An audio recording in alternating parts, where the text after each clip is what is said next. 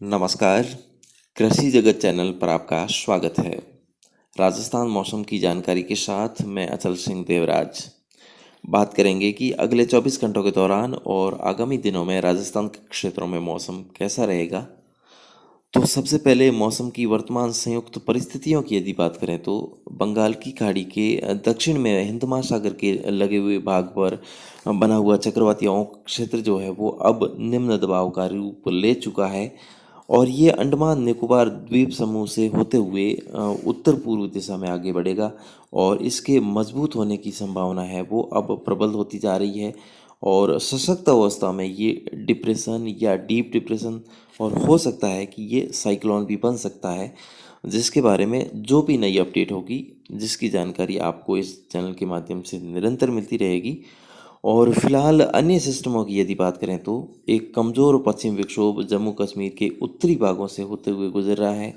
वहीं अगला पश्चिमी विक्षोभ 20 और 21 मार्च को गिलगिट बाल्टिस्तान मुजफ्फराबाद और लद्दाख के इलाकों में हल्की बर्फबारी और बारिश देगा, लेकिन इनमें से किसी भी मौसमी तंत्र का जो प्रभाव है वो राजस्थान पर होने की फिलहाल संभावना नहीं है। इन दिनों राजस्थान के ज़्यादातर जिलों में लगातार तापमान में बढ़ोतरी से लू जैसे हालात बने हुए हैं। जैसलमेर, बाड़मेर, जोधपुर, जालौर, पाली और बीकानेर जिलों में लू और कुछ स्थानों पर गंभीर लू चलने के आसार हैं। इसके अलावा सिरोही, उदयपुर और डूंगरपुर जिलों में भी आज और कल कहीं कहीं लू चल सकती है। आगामी 2-3 दिनों में अधिकतम तापमान में बढ़ोतरी ही रहने की संभावना है और इसी बीच बीते 24 घंटों में बाड़मेर 42.5 डिग्री सेल्सियस तापमान के साथ सबसे गर्म स्थान रहा। अन्य स्थानों पर भी अधिकतम तापमान 35 डिग्री सेल्सियस से ऊपर रिकॉर्ड किया गया है। मौसम विभाग के अनुसार राजस्थान में पिछले 12 सालों में 15 मार्च से पहले कभी भी पारा जो है वो 40 डिग्री सेल्सियस तक नहीं पहुंचा और इस बार ये रिकॉर्ड टूट गया है।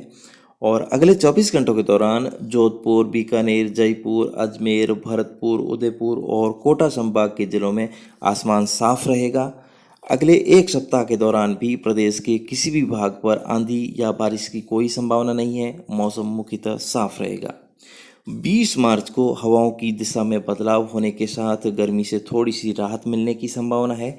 आगामी एक सप्ताह तक शुष्क मौसम को ध्यान में रखते हुए किसान भाई रबी फसलों की कटाई और मड़ाई का कार्य है वो जारी रखें और हाल ही में बोई हुई जायद की फसलों और कद्दू वर्ग की सब्जियों को गर्मी से बचाने के लिए हल्की सिंचाई करते रहें।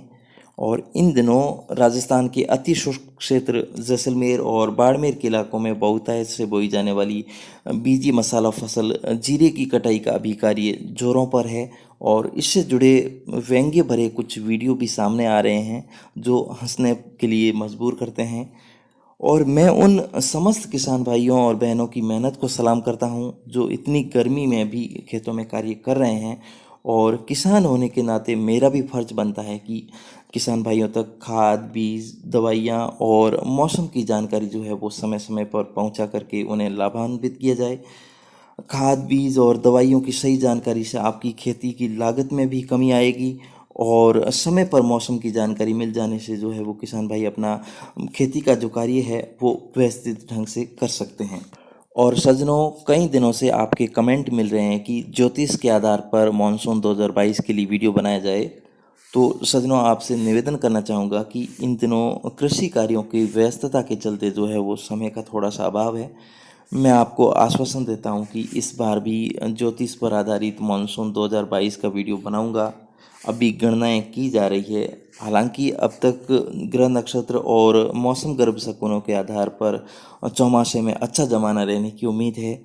इंतज़ार बस इस बात का है कि चैत्र और ज्येष्ठ का जो महीना है यदि निर्मल निकल जाए तो मानसून 2022 और भी बेहतर प्रदर्शन करने वाला रह सकता है और अप्रैल के महीने में वीडियो बनाने की मेरी कोशिश रहेगी।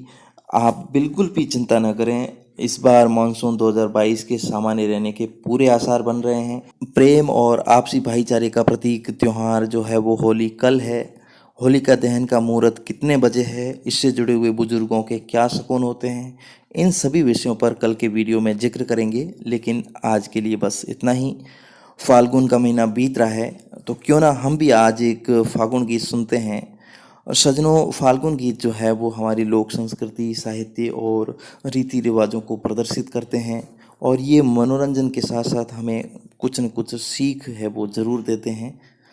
तो कल फिर मिलेंगे मौसम की नवीनतम जानकारी के साथ, किसी और नए टॉपिक के साथ। तब तक के लिए नमस्कार।